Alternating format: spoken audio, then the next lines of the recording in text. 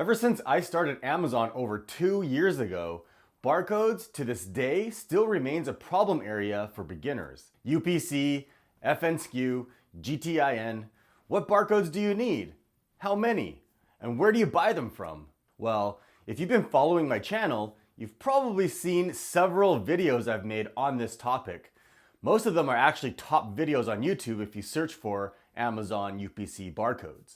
And although I went to great lengths to explain all the ins and outs of how barcodes work and what the Amazon requirements are in those videos, I've decided to make this new video with a completely opposite mindset.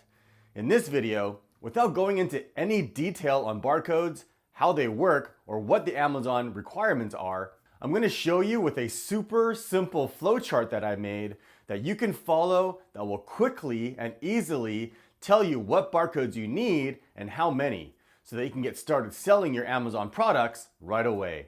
But first, my name is Crescent, and on my channel I share tips and strategy videos, just like this one, on how you can create a successful Amazon FBA private label business. So if you enjoy videos like this, consider subscribing. Alright, let's get started.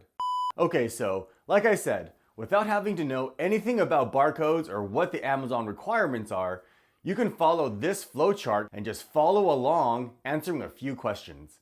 However, I do suggest that you actually learn how the barcode system works and what the purpose is and what Amazon's requirements are.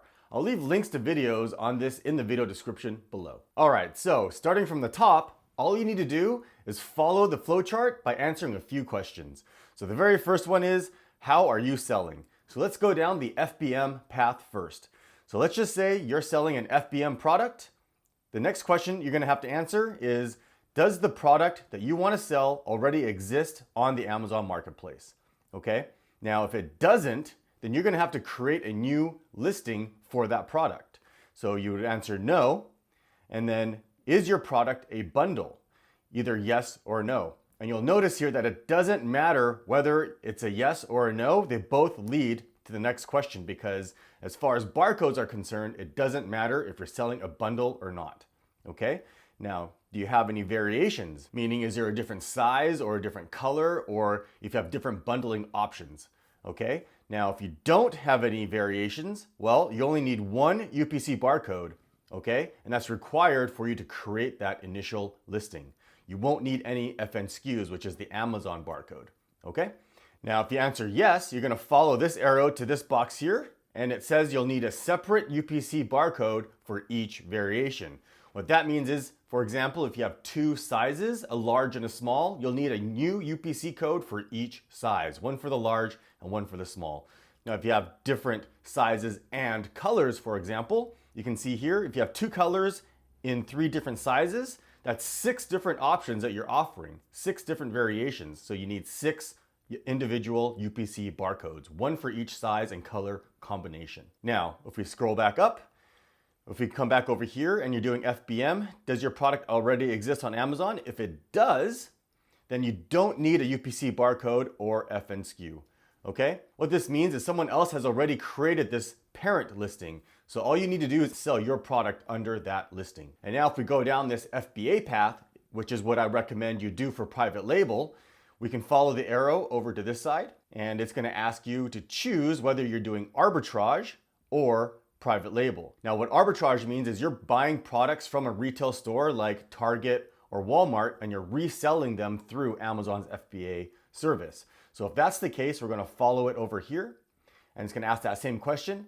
Does the product already exist on Amazon? And again, if it does, you're going to follow this path, and you're going to choose if you want to co-mingle your product, meaning, are you going to take your inventory, ship it into Amazon to use FBA, and just throw it into the mix with everybody else selling the same product? If that's the case, you're going to follow this arrow here. You won't need a UPC code or FNSKU. All right? If you don't want to commingle, which I recommend that you choose not to commingle always, because you can't guarantee the quality or if the packaging is damaged or anything like that from someone else's inventory. You want to keep your inventory separate from everybody else's, and you answer no.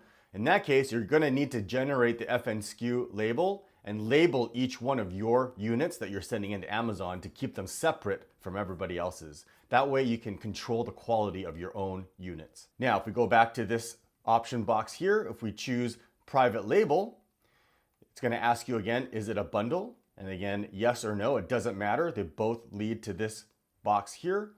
Do you have any variations? Now, if you don't have any variations, you're only selling one product, you're going to choose no. And then it's going to ask you, do you have a GTIN exemption? And what a GTIN exemption is an option you can choose through Amazon. Once you get approval for, it means you don't need to get a UPC barcode. You can sell through FBA just using an FNSKU. Now, if you don't have a GTIN exemption, you can answer no, and you can see it leads to this box here. You'll need one UPC barcode for your product in order to create the listing, and then you're going to need an FNSKU that goes on every single unit. Okay, that's going to always be that requirement.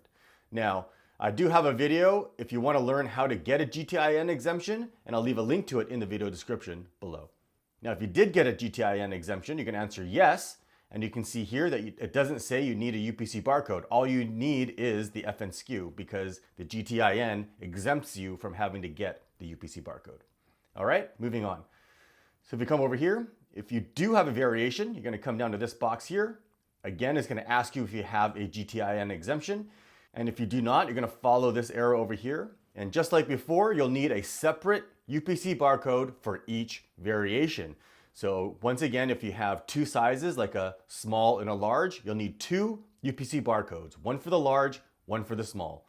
And just like before too, if you have sizes and colors, you'll need one for each variation. So if you have two colors and three sizes, that's 6 different variations. So you need 6 UPC barcodes, one for each variation. All right.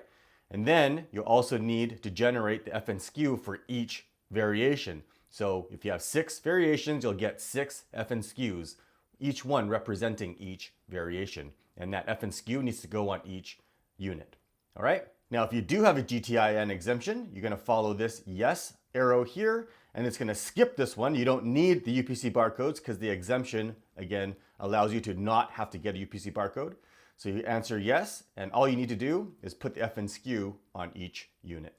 All right? It's as simple as that. Now, one common question I get asked a lot is, if I have, say, 500 units, do I need 500 UPC barcodes? No, you only need one for each unique product or variation. Okay, just follow the flow chart. Now, the same barcode will go on every single unit. So if you have 2 variations, for example, a large and a small, one UPC barcode on FNSKU represents the small. So the same barcode goes on all the small units.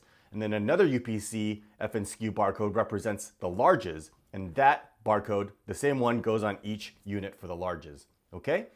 Now I also have some notes down here.